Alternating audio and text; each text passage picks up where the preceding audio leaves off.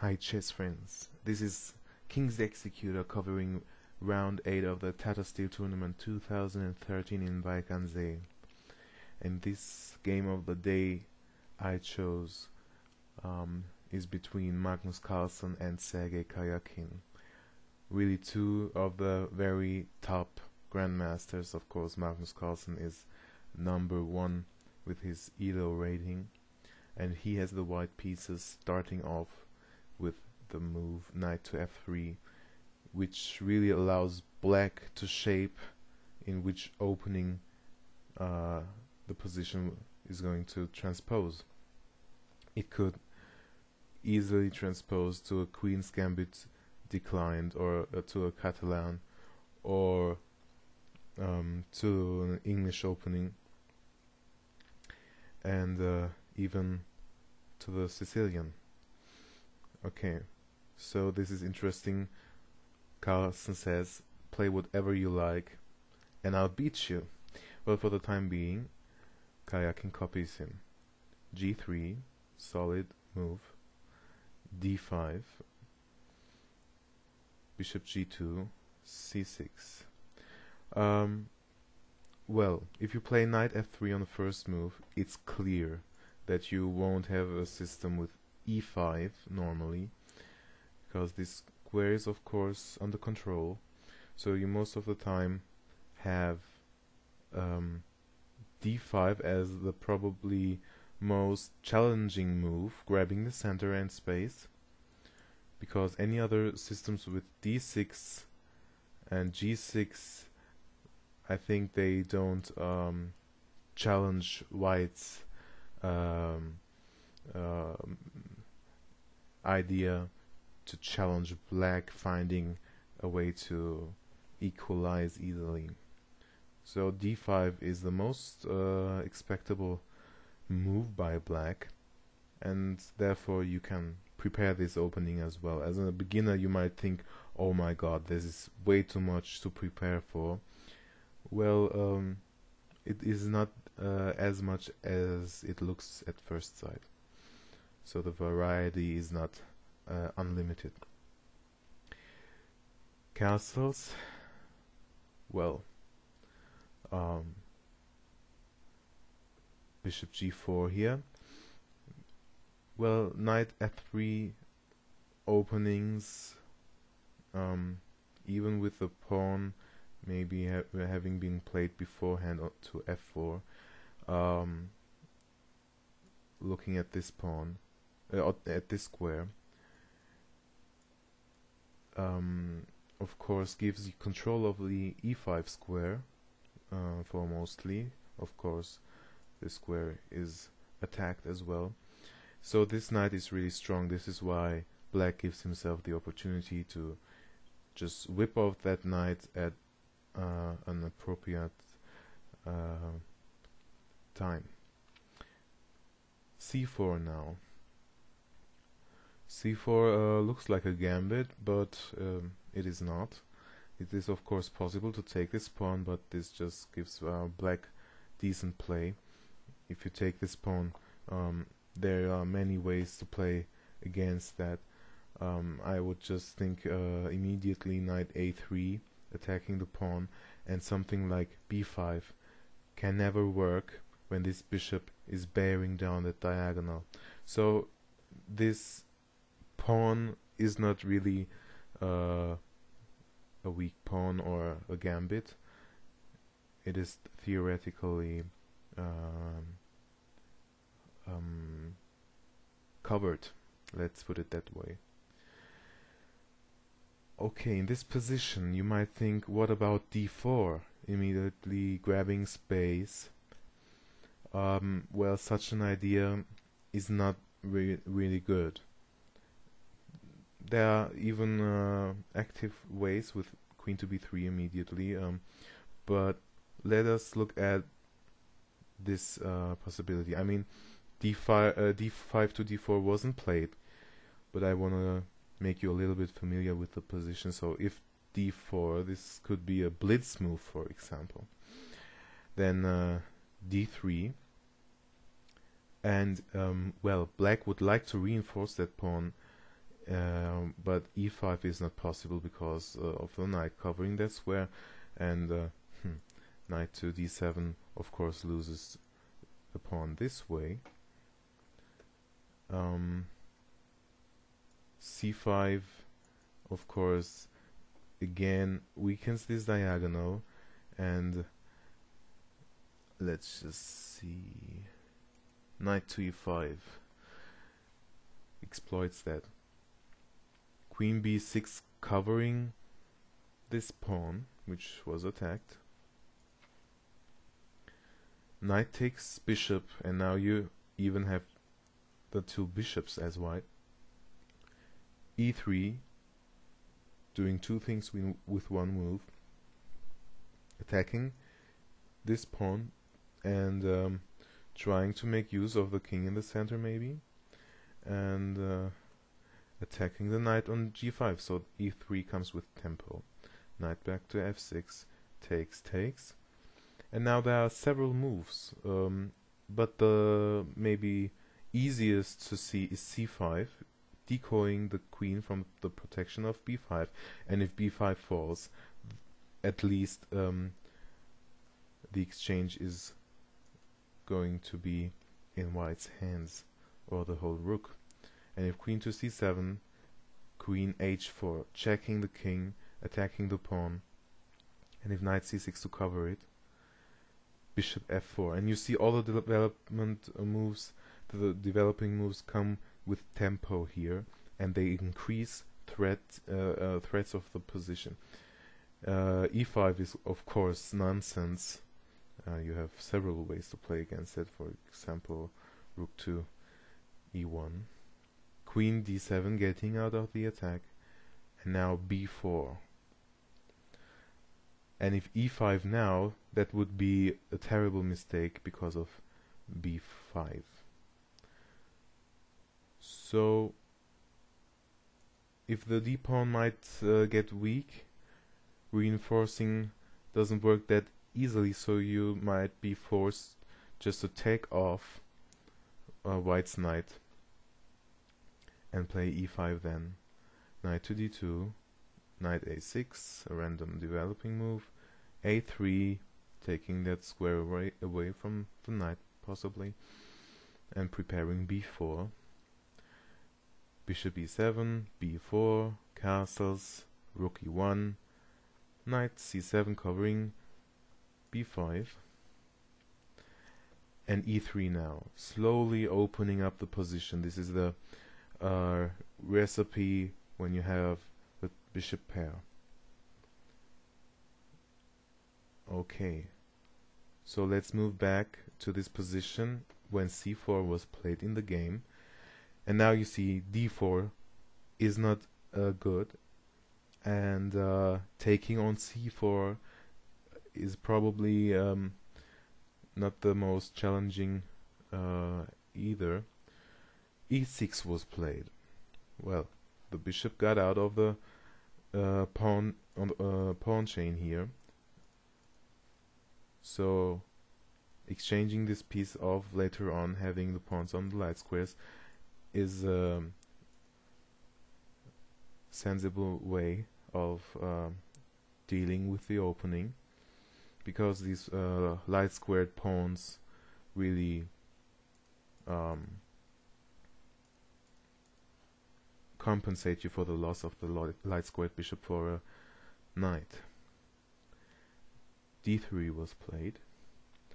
You see c4 aids to increase the bishop's activity and the control of the light squares in the center. So this is really a game or an opening that looks to control the light squares. Knight b2, d7, and now Carlsen took this, and Karjakin recaptured with the e-pawn. Queen c2, making use of that semi-open file, although the black rook might get on the c file as well. But maybe e5 could be a possibility, and white wouldn't want to have the queen in a pin afterwards.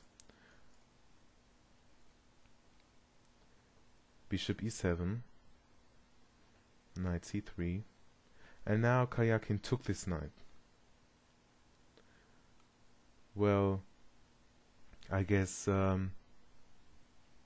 probably some move like h3, and if the bishop is stubborn with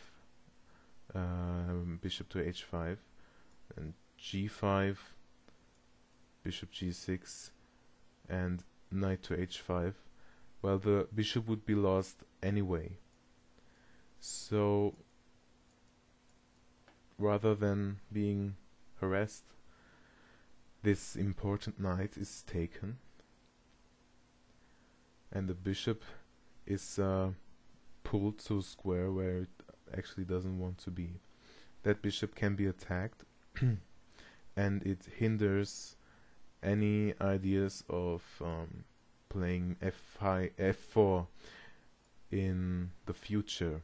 Well, it takes more time now for white if that move would achieve something. So d4 in this position, attacking the knight. Knight came to d4. Of course, you play your pieces, if possible, in the center and into black's camp. You don't pull your pieces backwards. Castles, and now Carlsen didn't see anything better than to exchange his knight. Of course, if you just drop back this bishop and this knight is taken, then you have to take it back with the bishop, and you're just losing time, achieving nothing. So rather than to deal with that thought all the time, you exchange off that knight. And it was recaptured, and bishop d2 connecting the rooks. a5, a3, knight d5, knight a b1, probably thinking about b4 at the right moment. Bishop d7, connecting rooks, and rook f to c1. Rook f e8. Well, this game has 92 moves, so this is why I play fairly quickly over some moves here. Queen c4, placing the queen on a light square. Well, you have a dark squared bishop as black, so I move on light squares. The pawn is attacked, so the knight drops back, and h4 now. Well, from this position on, you don't have a clear way to proceed. Bishop back to g2 and f4 here would probably weaken this square, and well, if the rook moved, knight here, knight there, knight here, and knight here. This is a possibility, for example, to exploit such premature pawn moves. And this is why this pawn majority is somewhat static. I think the only way for white is a possible pawn minority attack on the queen side, if it works.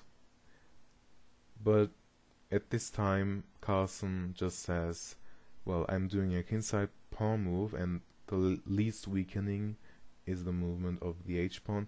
Well, at some moment, king g2, rook back here, if this pawn is being attacked, or if needed or appropriate, this pawn is pushed, maybe white could have some flexible opportunities to change gears.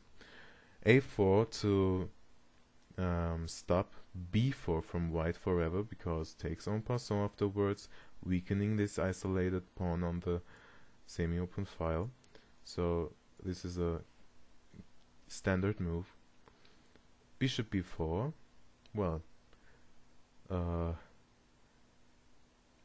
if the bishops are exchanged, then we have bishop versus knight in the endgame. This would be advantageous for white, because we have two pawn islands here, and the bishop is better when there are two frontiers.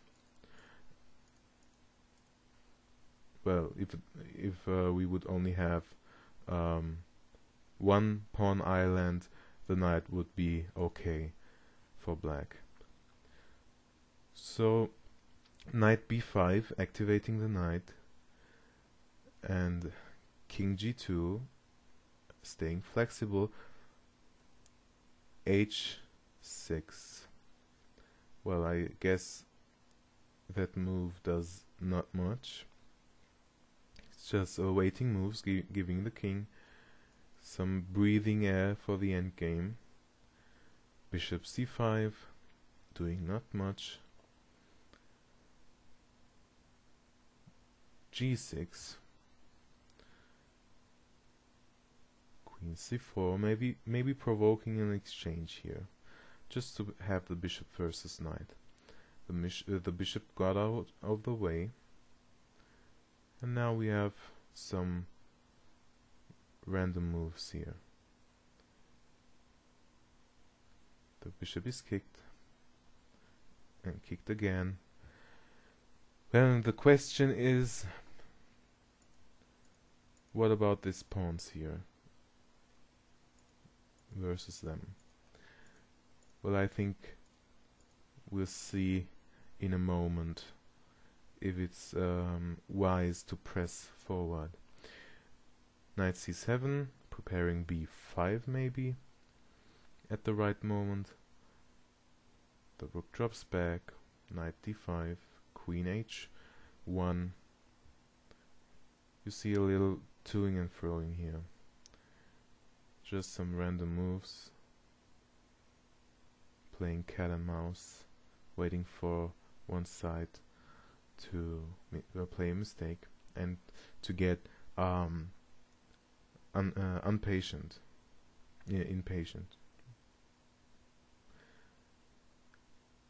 Well, in this position rook c8 was played, but what if b5?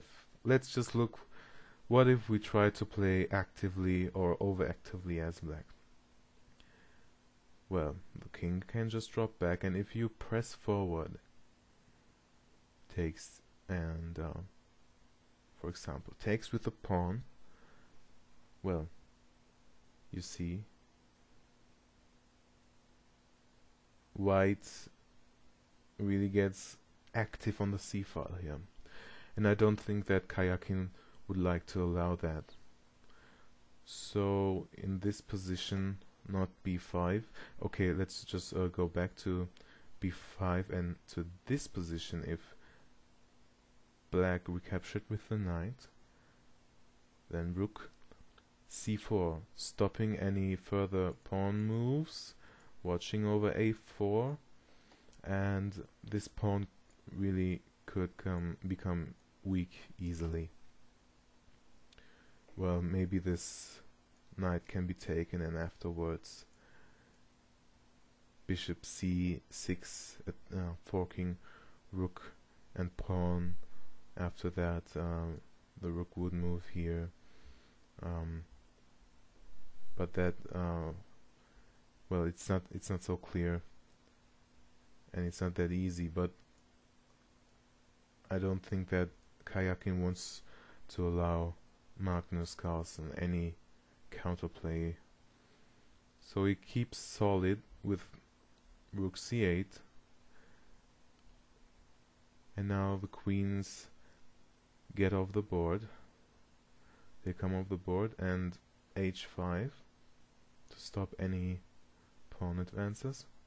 Rook b1, rook a8, king g2, rook a6, b3. Now Magnus is first to open up the position. Takes, bishop f6, rook c4, rook d6, king f1. This position is really equal. King f1, a4, knight c3, bishop f4, and rook to e6.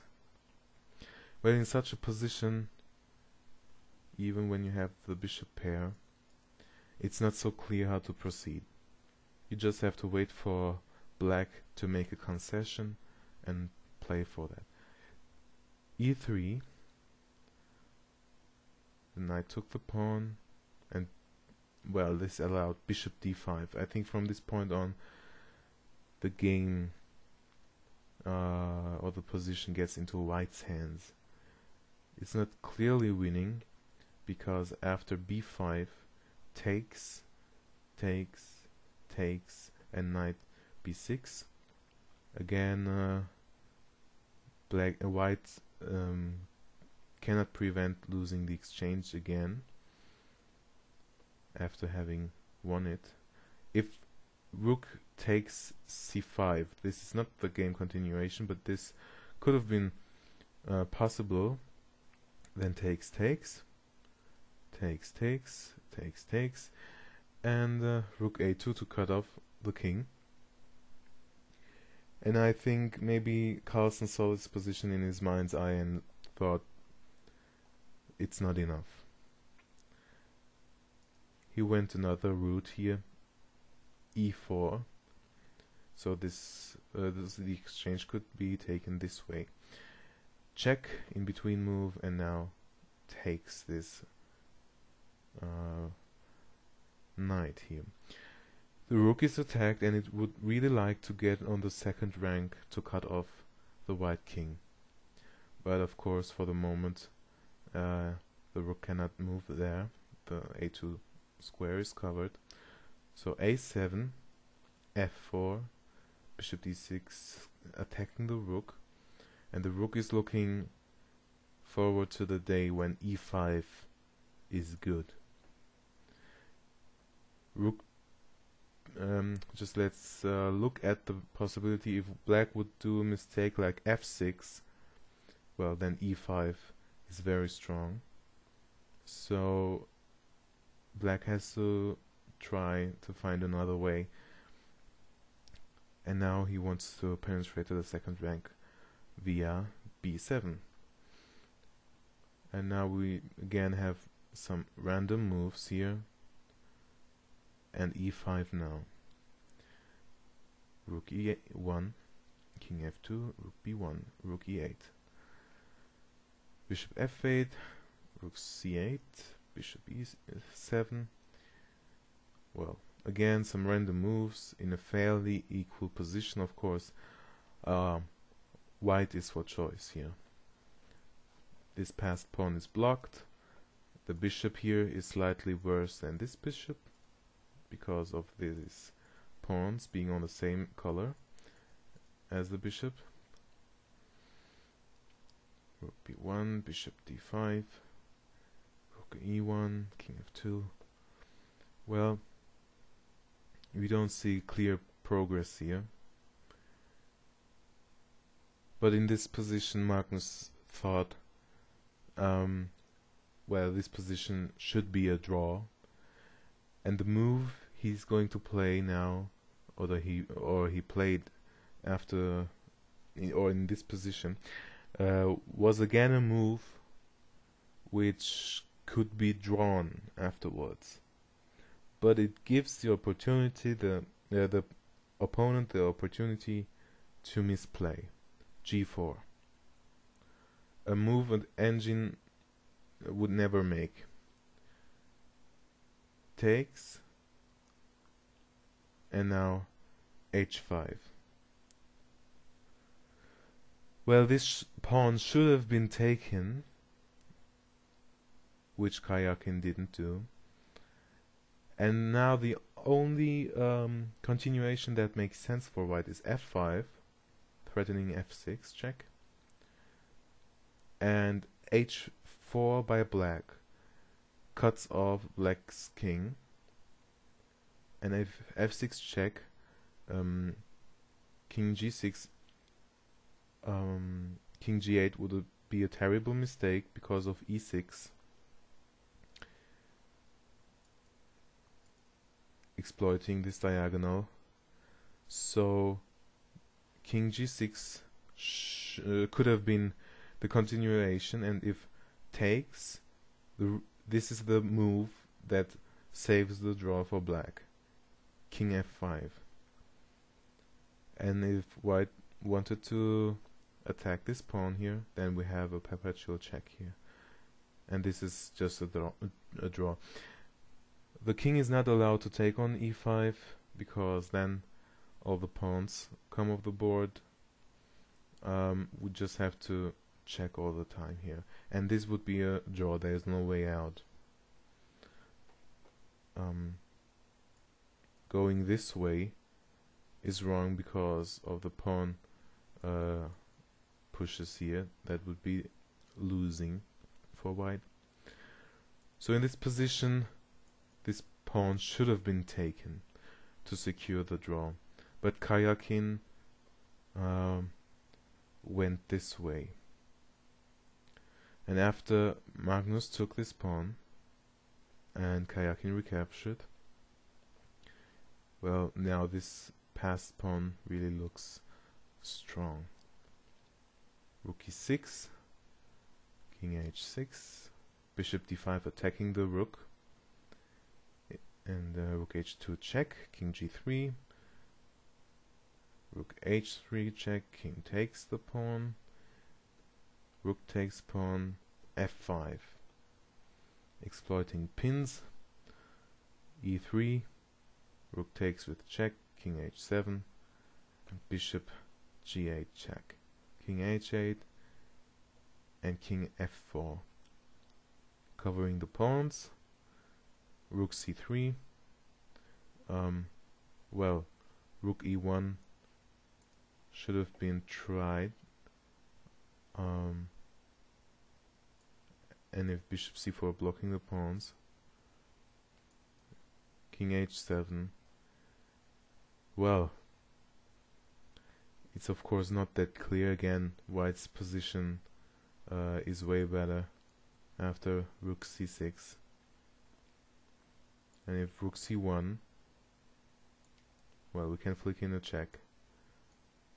And, sorry, bishop d3 here, not allowing any pawn move. And this should be winning because the black pawns are static and the white pawns are fluid.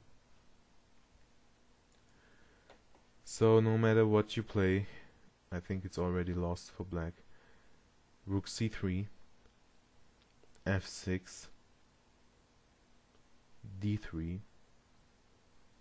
This is the game continuation. King e3, c4, bishop e6. Well, check is threatened, losing the piece. King h7, bishop f5. Again, discovered check is threatened. King c2, rook g2 check, discovered check, king h6, rook was taken, the pawn was taken, king g5, king d4, and now we have opposite colored bishops, but this is no draw. Bishop a3, and then king takes pawn. Bishop b2, king d5, king f4, f7. So bishop is forced to a3, e6, king g5, king c6, king f6, king d7, king g7, and e7. And on move 92, Karjakin resigned because queening the pawn is unstoppable. And what a remarkable manner in which Magnus Carlsen plays. By playing a move an engine would never play. Well, this position is a draw, but white is for choice, and in this position it's a forced draw because white has to play in this way with f5 and f6, and after the king moves forward, black is forced to take the material, and the perpetual check here is unshakable. And this is a clear forced draw. This is why the engine wouldn't play this, but this gives us humans the opportunity to go wrong in this position with a move rook h1, allowing the weakening of the pawns here. And in this manner, Carlsen really gives his opponents the opportunity to go wrong. And this is how grandmasters win games, even against grandmasters. So I hope you liked the video. Please subscribe, comment, and thumbs up if you like the videos. Share your thoughts and keep up the views. And I'll be back to cover the following round.